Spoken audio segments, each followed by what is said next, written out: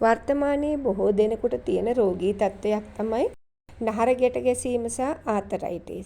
දැන් මේ කියන්න යන්නේ ගෙදර තියෙන ද්‍රව්‍ය වලින්ම ආතරයිටිස් සහ නහර ගැට ගැසීම සම්පූර්ණයෙන්ම සනීප කරගන්න විසඳුමක්. ඒකට ගොඩක් දේවල් අවශ්‍ය වෙන්නේ නැහැ. සුදුලුණු සහ කරාබුනේටි සත්කාරය තමයි මේ කියන්න යන්නේ. කකුල් වේදනාව, සන්ධි දිමුන්, දණහිස් වේදනාව හෝ රුමැටික් අපහසුතාව තියෙනවා නම් මිල අධික ක්‍රීම් වර්ග සහ බෙහෙත් වර්ග తాවකාලික සහනයක් ලැබෙන විදිහට පාවිච්චි කරන්න එපා. ස්ථිර විසඳුමක් විදිහටයි මේ බෙහෙත් ප්‍රතිකාරය ඔබට ප්‍රකාශ කරන්නේ. අපි ආහාර රසවත් කිරීම සඳහා යොදා ගනු ලබන කුසියේ තියෙන දේශීය වෙදකමේ භාවිතා වන සුදුලුණු හා කරාබුනේටි තමයි මේ ප්‍රබල සංයෝගයේ විදිහට යොදා ගනු ලබන්නේ. ඒකට හේතුව තමයි සුදුලුණු ස්වභාවික වේදනානාශකයක් විදිහට සහ ප්‍රබල ප්‍රතිගිනි අවුලන ඖෂධයක් විදිහටත් භාවිතා වෙනවා. රුධිර සංසරණ පද්ධතිය වැඩි දියුණු කරනවා. ඒ මගින් ඉදිමීම සහ වේදනාව අඩු කරනවා. වෙරිකොස් එහෙම නැත්නම් නහර ගැට ගැසීම අවම කිරීමට මේ සුදුලුණු දායක වෙනවා.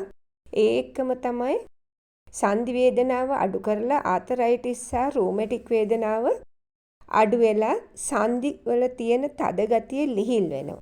මාංශ පේශි වල වේදනාව සමනය කරනවා. කකුල් වල ඇති කැක්කුම අඩු කරනවා. අංක 2 තමයි කරාබුනේටි. අපි දැන් කතා කරේ සුදුලුණු ගැන. මේ කරාබුනේටි වේදනාවට ක්ෂණික සහනය දෙන ඊයුජෙනෝල් කියන සංයෝගය අඩංගු වෙලා තියෙන නිසා ස්වභාවික වේදනානාශකයක් විදිහට අපි යොදා ගන්නවා. මේ නිසා සන්ධි හා මාංශ පේශි වලට ක්ෂණික සහනයක් ලබා දෙන්න මේ කරාබුනේටි වලට හැකියාව තියෙනවා. කරාබුනේටි නිසා ඉදිමීම අඩු වෙනවා. ප්‍රතිගිනි අවුලවන ගුණය නැති වෙලා යනවා. විශේෂයෙන් පටක ආරක්ෂා කරනවා. ඔක්සිකාරක ආතතියෙන් ශරීරයේ පටක සුරක්ෂිත වෙනවා. ඊළඟට මේක හදාගන්නේ මෙහෙමයි. නිවසේදීම හදාගන්න පුළුවන්. එකක් තමයි බාහිර සත්කාරය සඳහා සකස් කරගනු ලබන ඖෂධය. මෙම තෙල් මගින් වේදනාව ඇති ස්ථානයේ ඍජුවම ප්‍රතිකාර කර රුධිර සංසරණය උත්තේජනය කරලා ක්ෂණික සහනයක් ලබා ගන්න පුළුවන්.